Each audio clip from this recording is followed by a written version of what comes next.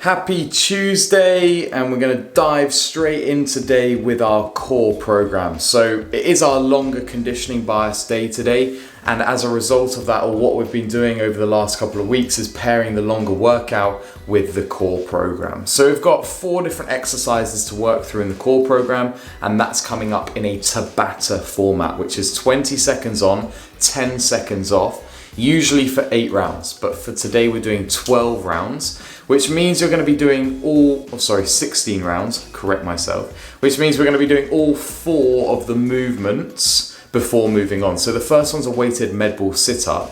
You're going to do all 4 rounds of 20 seconds on, 10 seconds off before then moving to the next one.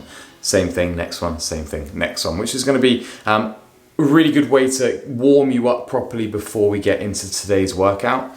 Now, today's workout, you've got 3 different sections, but the whole thing is a combined workout for time with a 32-minute time cap. Now, the first section, you've got 15 minutes to complete.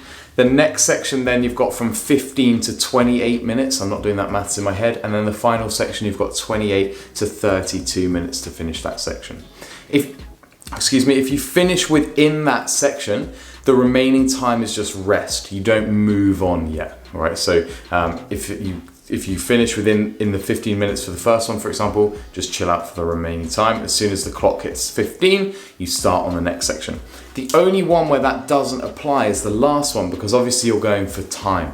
So as soon as the clock hits 28, you hit the gas pedal and see how fast you can get through that last section. But as you progress through, the movements stay the same, but the rep scheme decreases. But you've got lots of different movements in there.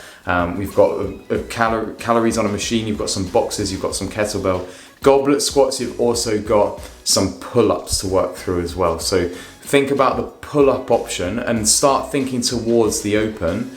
What's your pull-up option going to be at the open?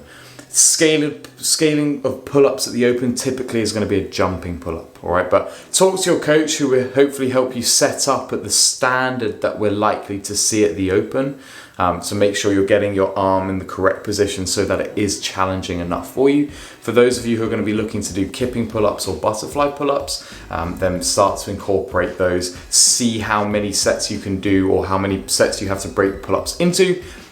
So you just start to gather some data on how you're currently feeling and then how you can then approach that movement if it does come up at the open. But that is Tuesday. Core work, long workout. Enjoy it.